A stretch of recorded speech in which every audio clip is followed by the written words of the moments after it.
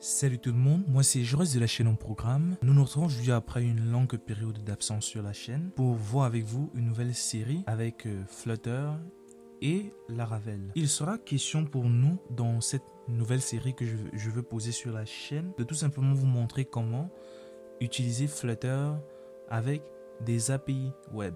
Donc le but pour nous sera de créer une API avec Laravel et ensuite d'interconnecter cette API avec le protocole HTTP avec une application Flutter.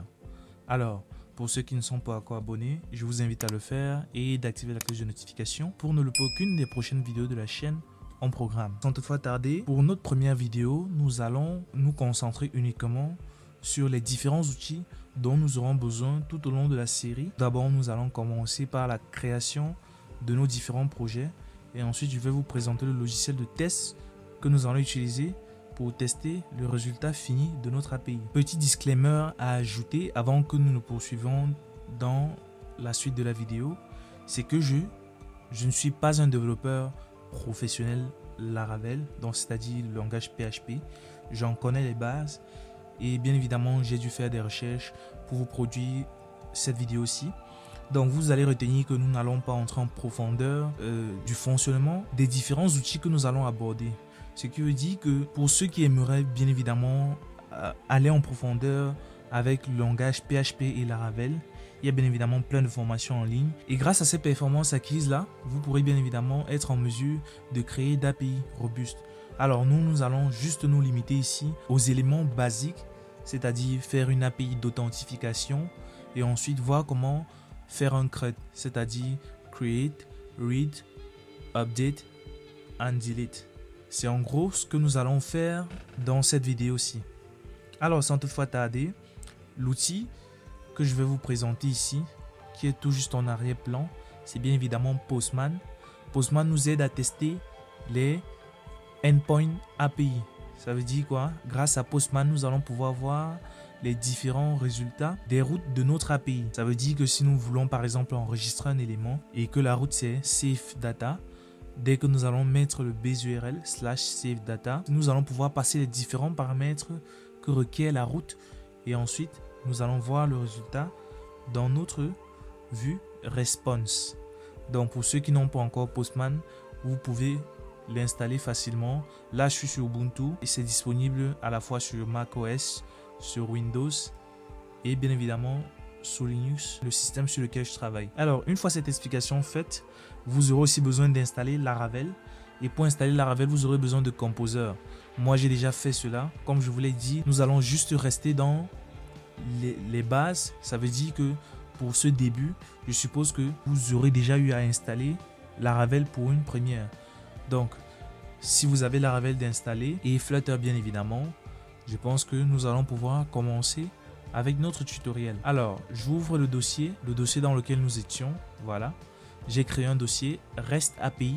Dans ce dossier, je vais créer à la fois mon API, je vais créer mon projet Laravel et mon application mobile. Donc, pour cette première vidéo, sachez donc que, vu que l'on a présenté l'outil de test qui est Postman, nous allons maintenant créer les différents projets et c'est une fois dans les épisodes à venir que nous allons voir comment créer l'API. Ensuite, après avoir créé l'API, nous allons maintenant relier cette API-là à notre application mobile. Alors, la dernière chose que j'ai ajoutée, c'est que vous devez aussi avoir une base de données. Ça va dépendre de vous. Vous pouvez rester sur une base de données SQLite. Nous allons travailler avec une base de données MySQL. Sur Ubuntu, vous devez savoir que MySQL ne vient pas de manière graphique comme vous pouvez l'avoir chez Windows. Ça veut dire que nous allons ici travailler sur Ubuntu avec les lignes de commande pour créer notre base de données. Mais en aucun cas, la marche à suivre ne va changer que ce soit sur macOS ou sur Windows. Ça veut dire que vous aurez toujours les différents ports. Bien évidemment, le port par défaut, c'est toujours 3306 si je ne me trompe pas. Mais si vous avez eu à changer de port sur votre PC, je pense que vous avez eu déjà ce genre d'approche dans vos projets passés. Donc, vous aurez juste à update le port par défaut et ensuite, votre application sera fonctionnelle. Pour une première, nous allons donc ouvrir notre dossier dans le terminal. Donc, je vais ouvrir deux fenêtres. La première fenêtre, alors une chose à rajouter, c'est que nous allons travailler ici avec GetX. GetX, c'est un state management j'espère bien dans les jours à venir vous proposer un tutoriel sur comment fonctionne GetX. Mais en gros, ici, nous allons manager notre application avec le State Management GetX. Mais la manière dont nous allons faire appel aux API ne va en aucun cas changer dans le State Management où vous vous trouvez. La chose à faire, c'est que vous devez juste savoir comment on update une vue en fonction de votre State Management. Donc moi, sur GetX, je vais utiliser l'approche de GetX, mais les méthodes qui sont à la base de notre API ne vont en aucun cas changer en fonction du State Management. Donc tout sera pareil. À ce niveau, vous n'avez pas de souci à vous faire. Alors, sans toutefois tarder, je vais commencer d'abord sur la première interface, créer l'application Flutter. Alors pour créer mon application Flutter, j'ai déjà installé mon outil Get. Donc je fais tout simplement Flutter Create. On va l'appeler Note parce que c'est une application qui va permettre de stocker les notes. Donc c'est un peu comme un to-do list. Voilà, Flutter Create Note. Je valide. Voilà, pendant que la création de notre application Flutter s'effectue, moi je switch là et j'écris Laravel new, et ensuite je donne le nom de, donc on va l'appeler note underscore API. Alors j'ai mal écrit Laravel. Voilà, donc pendant que l'application Laravel se crée et pendant que l'application ici, donc ici on a terminé la création, cd note. Voilà, donc nous avons créé notre application Flutter. L'application Laravel, elle est plus volumineuse, elle va prendre du temps à se créer. On se retrouve dans un instant après que la création soit terminée. Alors une fois les différentes applications créées, nous allons maintenant exécuter notre code Flutter. Donc là je vais ouvrir dans le terminal. Donc je vais faire la première compilation pour ne plus perdre de temps les prochaines fois. Et ensuite, je vais aussi exécuter le code PHP, donc c'est-à-dire le code Laravel, pour voir comment cela fonctionne. Donc je reviens là. Là je sors. Maintenant, j'entre dans le dossier Note API.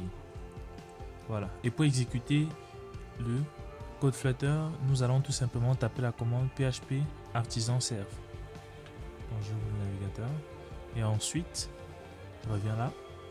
Donc on fait